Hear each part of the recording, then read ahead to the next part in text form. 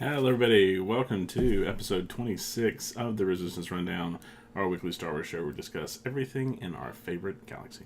That's right. It's someone's birthday today. That's right. The big 2-9, everyone. The big 2-9. I guess we could have called it episode 29 just for continuity. Yeah, we're not there yet. It's fine. Yeah. Let's not rush it. it. We could do like Apple and just... Oh, that's true. Just skip numbers. Who cares? It's the show where the numbers don't matter. That's right. The show that, the bit Whose Line Is It Anyway reference. There you go. Well, guys, as usual, we're going to jump right into some movie headlines. Amazingly, we still have something about The Last Jedi to talk about, mainly just interview stuff. The first was that while speaking to Collider, Frank Oz admitted that he didn't understand the backlash against The Last Jedi, calling it a great piece of work. He also commented that he's somebody that works with the script, so if the script is good and he believes the script is organic and right for the moment and the character, then that's kind of his main concern. So that totally makes sense. And as a fan of The Last Jedi, I think I can say that I completely agree with Mr. Oz here. And then just a second little headline for The Last Jedi. Star Wars has released a 360-degree video titled Scoring The Last Jedi. The 7-minute video takes you on the film set and inside the recording studio theater. It obviously follows the scoring of the film from the legendary John Williams, whose original score for the films have been called the lifeblood of Star Wars.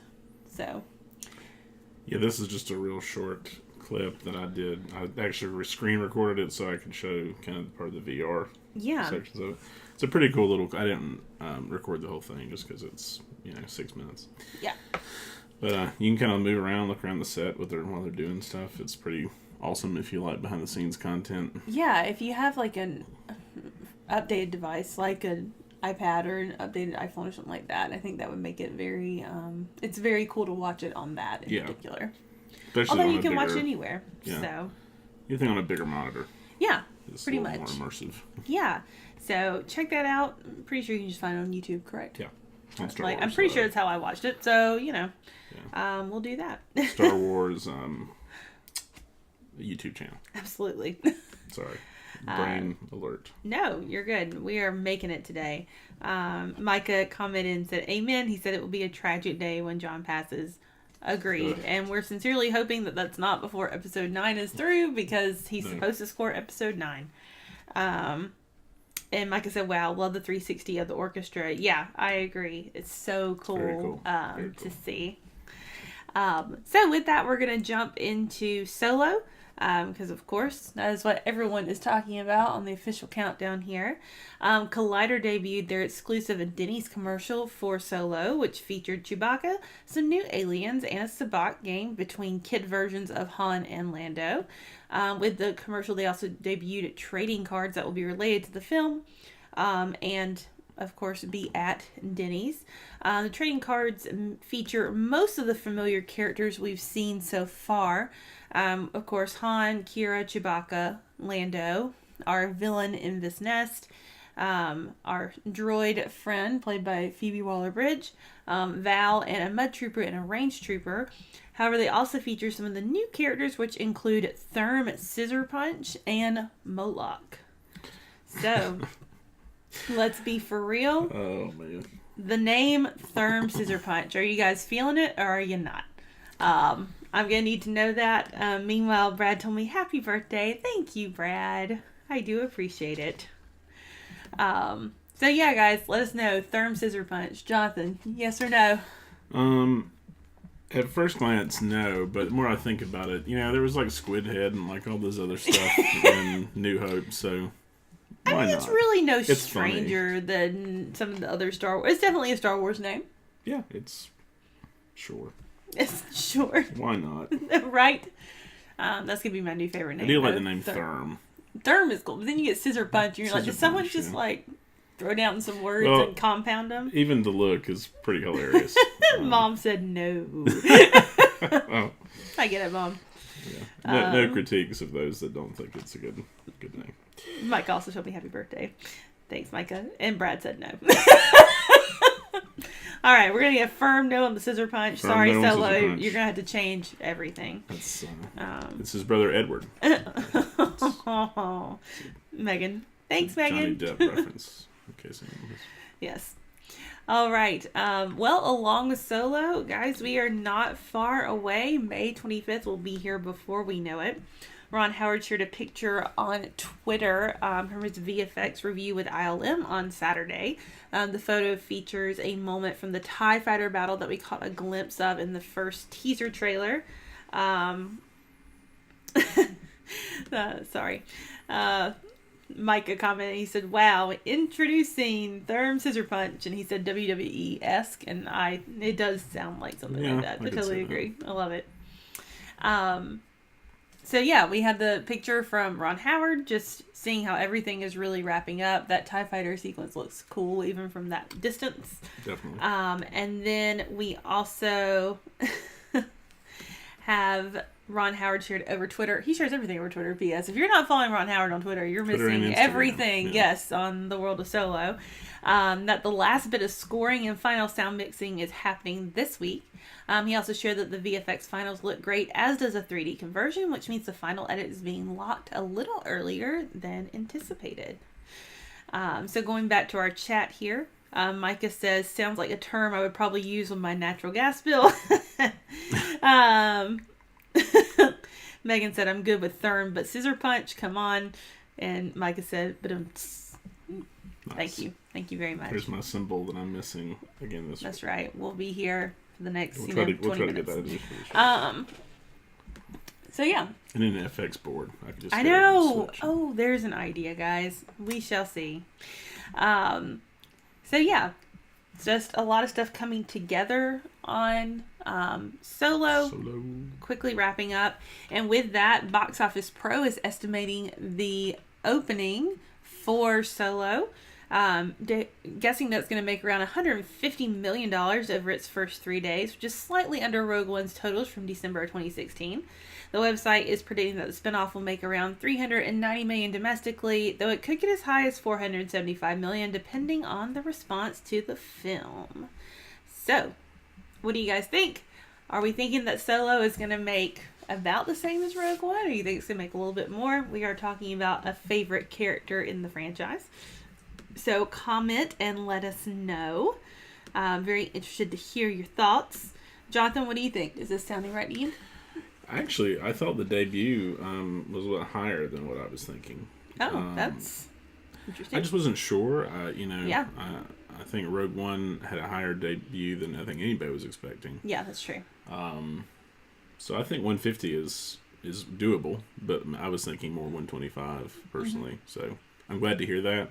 Yeah, hope it happens. And the domestic total, I think, just greatly varies on how the response to the film is. Absolutely. It just depends on how many repeat watches you get at the end of the day. It can make $1 billion easy. Yeah. If it's positively accepted. Yes. And here's to hoping that it will be. Yes. Alicia just joined us and said, hello, beautiful people. Hello, Alicia. Thank you for tuning in. Well, moving from Solo swiftly into Episode 9. Over the course of AwesomeCon, John Boyega mentioned that Daisy Ridley had texted him and that they would be together again in Episode 9. Of course, they were separated for pretty much all of Episode 8. So, guys, Jonathan, what is more exciting at this point? The fact that Rey and Finn will be together in the movie, or that Daisy Ridley has obviously read something from the script? Well, they're filming in July, so I'm sure they're getting bits and pieces now of it, I would think. Yeah. Obviously, John is getting less than Daisy. Well, but I think it makes sense for them to be together to some capacity. Yeah. The big question for me is when does this film take place? You know what I mean? How far in the future and that kind of thing. So. But I think it's well within reason that they'll be at least more together than they were in The Last Jedi. Yeah. Definitely so. I think he was quite excited about it. That obviously they didn't see each other much. They had great chemistry in Force Awakens. Yeah, absolutely. Over on the chat, Brad mentioned that Rogue One was a bit of a letdown in his opinion. And then Megan said, I think it can break records if they play their cards right and is accepted well. And of course, Mom said, I don't agree, Brad. Well, we'll let you guys figure that out in the chat. Fighting words on Rogue One. And yeah, I think it'll do well. I mean, the thing about these spin-off films is that they're not going to do quite as well as the trilogy films at the end of the day. It's just the way it goes. Yep. Everyone is going to flock to the Skywalker saga as we have known it to this point. Yep. So everything else, obviously we still make $1 billion on every movie no matter what once you get international totals, but sure. Just not as high as the trilogy films. So, moving into some miscellaneous movie news.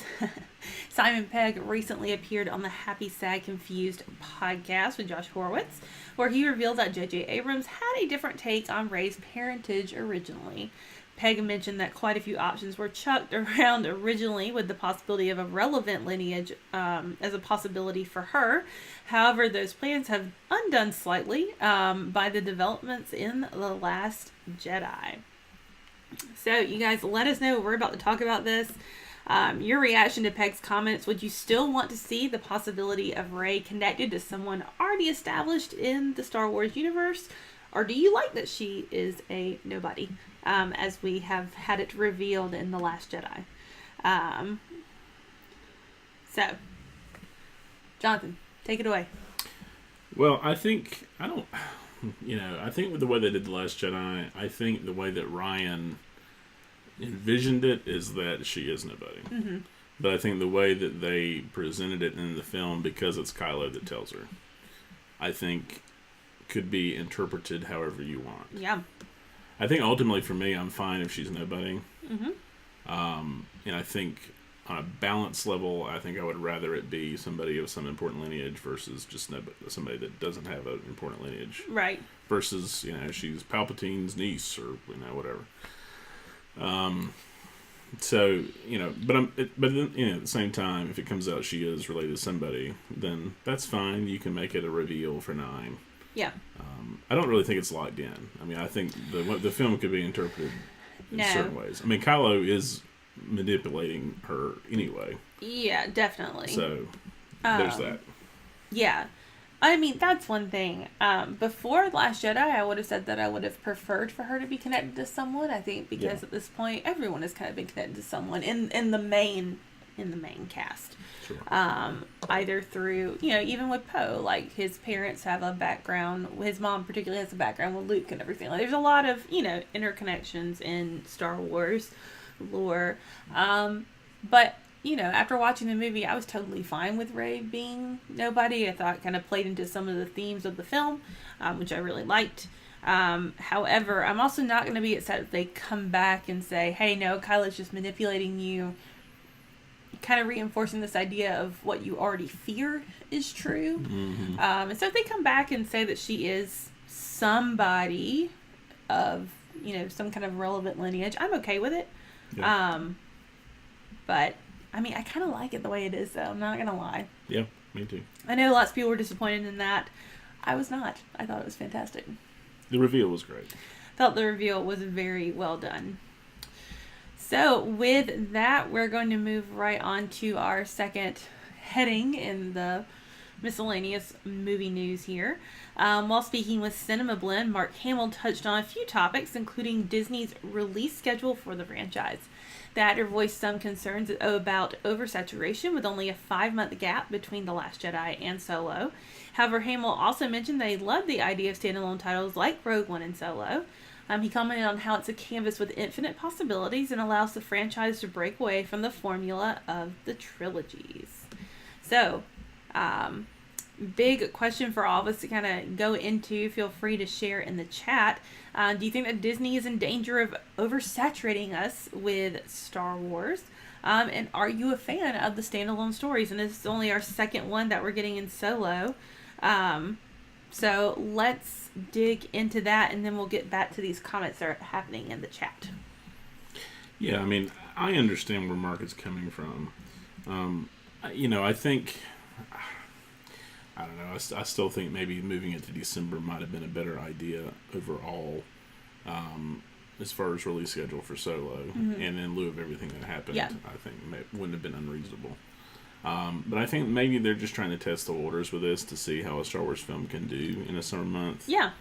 Now, granted, it may not be the best time to try it because there's going to be a lot of other competition, but most of that competition is other Disney films, so, it's...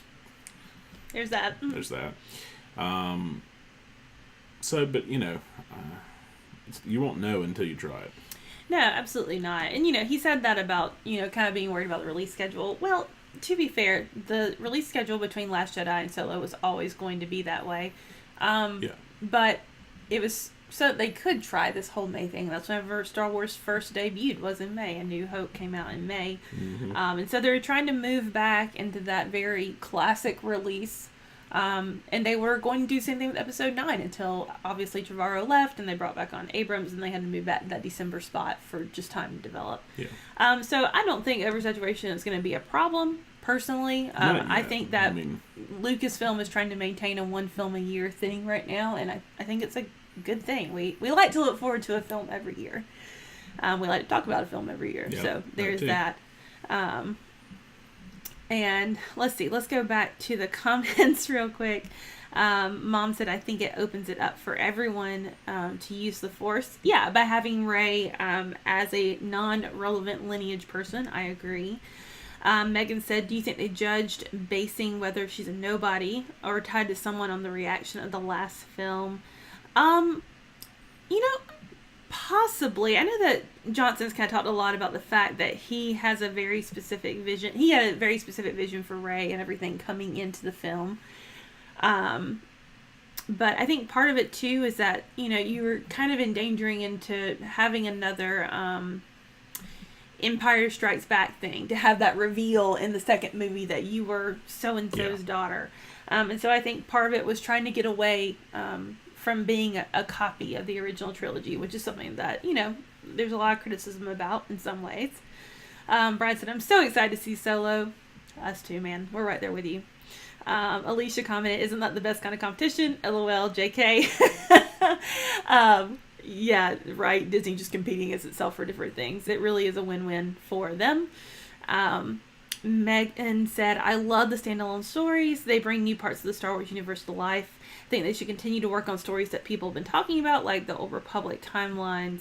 Yeah, and Micah said, agree with Hamill, they have a lot of potential. Yeah, it's nice to not lock Star Wars into this one time period that we've been kind of exploring for a while up until, recently. Yeah. And I think that the standalone stories, they give you a chance to go into other parts of the universe.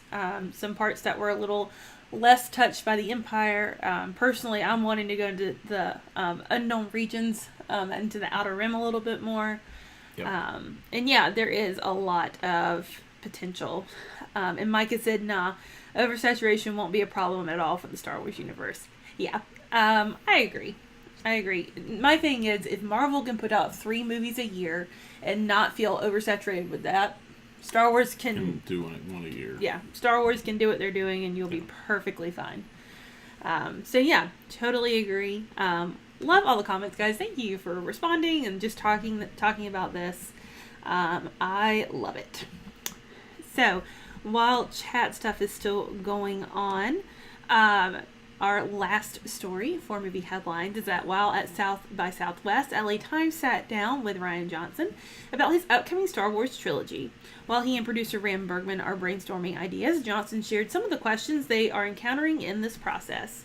His quote, "It's fun because it's kind of thinking, okay, outside the Skywalker story and outside the recognizable iconography, what is this? What is Star Wars? Or what do we need to retain from that to pull forward for it to still be Star Wars? And what can we leave behind?" Johnson has spoken quite a bit about recognizing that if Star Wars is going to flourish, then we have to figure out new vital stories to tell. So guys, tell us, what do you think about Johnson's comments? What do you think about his brainstorming process of trying to capture the spirit of Star Wars? And Jonathan, what do you think? Yeah, I mean, I think Ryan's approach is the correct approach. I think in order like kind of going back to what Hamill says, I think in order for stuff not to be oversaturated and to not kind of retread old ground, you kind of have to figure out what it looks like to move forward.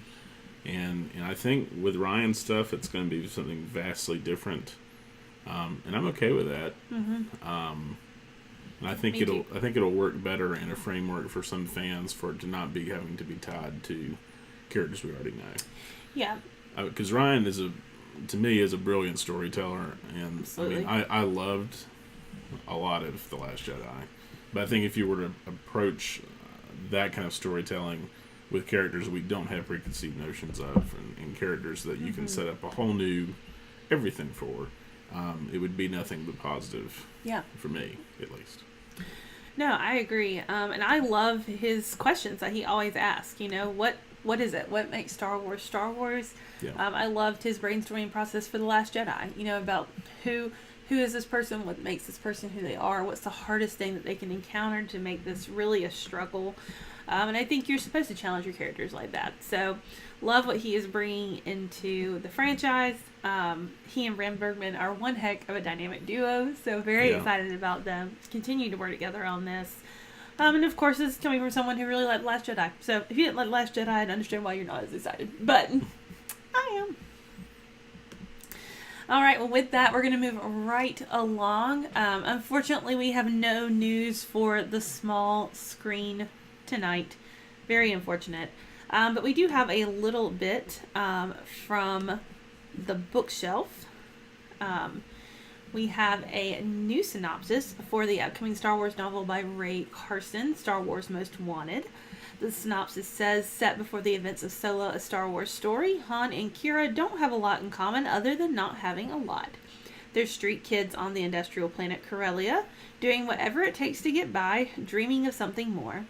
They each jump at a chance to prove themselves in the perilous world of Corellia's underbelly, only to discover they are on the same mission for the same unscrupulous boss. When the job goes disastrously wrong, Han and Qi'ra are on the run from pirates, a droid crime syndicate, the Empire, and their boss, and will have to learn to trust each other if they are going to survive. So just one of many releases that are going to be coming for Solo. The book is set to release on May 25th, the day that Solo hits theaters. So we're going to go back to the chat just for a minute. Brad mentioned Return of the Jedi. Alicia said, I think new storylines would be received better by newer fans rather than older diehard fans. So I can see their hesitation to a point, of course. Yeah, it's always the problem. The old, we don't want to move on and embrace something new. Megan said, I think Johnson is smart. It needs to remain new and fresh, be able to stay what it is and not just telling the same story with different characters. Finding the spirit of Star Wars is smart. Mom says she agrees with Megan, as do I. Yeah, absolutely. Finding that, glad it's not my job. Yes. So, guys, we are going to move into Galaxy's Edge and then into merchandise and what's coming for Star Wars. So if you have any questions for us, go ahead and start putting them in the chat. We will come back to it in just a few minutes once we hit these next few things. So, Jonathan, take it away. All right. Well, we got a few new updates here on Star Wars Galaxy's Edge. We have some new photography over the last few days from BioReconstruct on Twitter. He does a lot of great aerial photography. So he's pointing out who they're putting in some new concrete pylons in a couple of these pictures. And you can see the parking lot expansion starting to take shape. They've got a ride vehicle entrance here that they'll be using for maintenance. And you can tell the rock work is just really, really starting to kick in.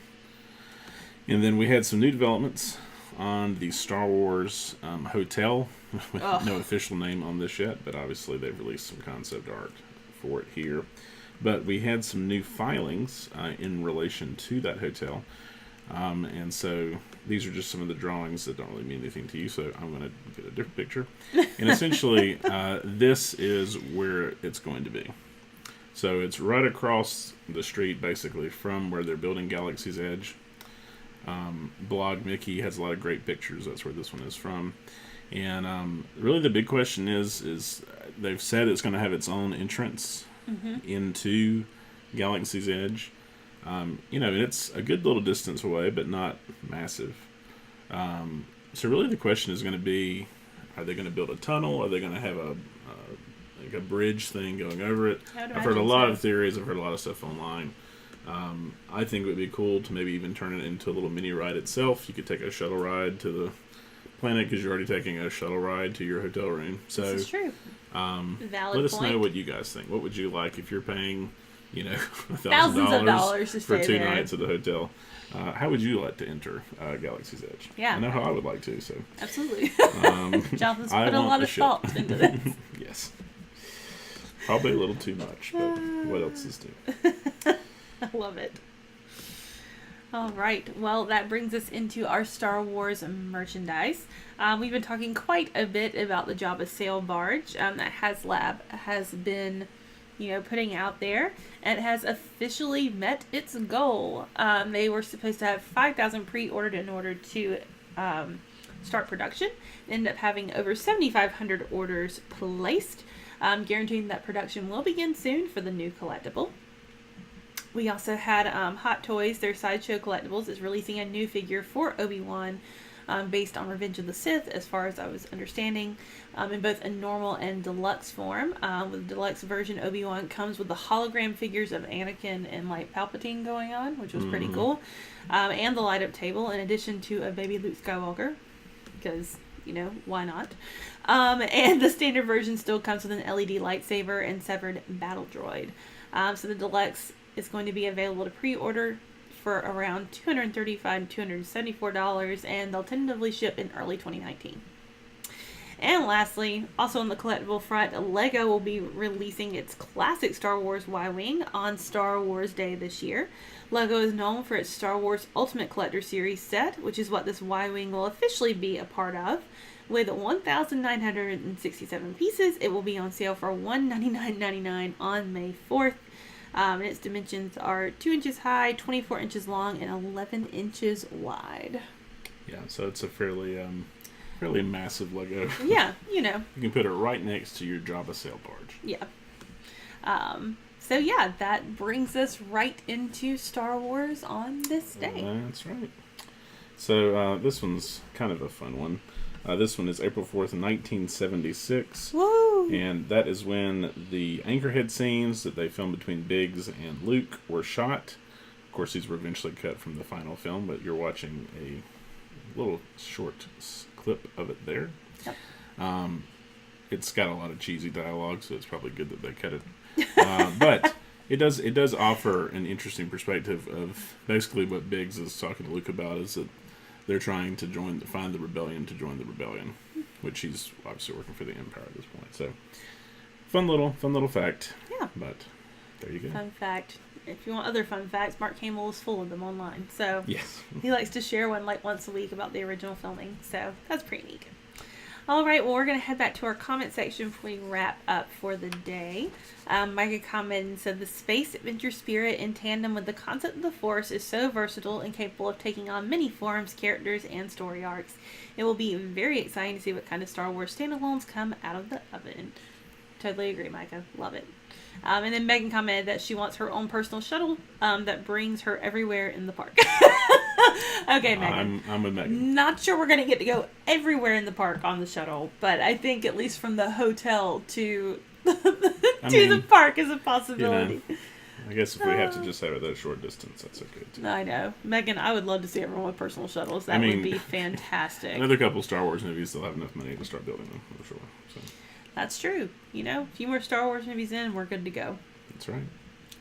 Well, you want to start going through our spiel at the end? Yeah. We're reaching that time. That's right. Well, that does it for episode 26 of the Resistance Rundown. We thank all of y'all for watching, as always. If you like more general movie news, you can check out The Shot List, which is our movie podcast we do on Mondays and Thursdays. You can find us on Instagram and Twitter at ATL_movies and on AboveTheLineMovies.com. We're also on Apple News, so if you have an iPhone or an iPad, just search Above the Line and we will appear right in your news feed. And you can find me on Twitter and Instagram at BeachJD. And you can find me on Twitter and Instagram at MCBeach. All right, well, thanks for tuning in, everybody. That's right. We'll see you next weekend. Happy birthday to this one once again. And until then, may the force be with you. Always. Always.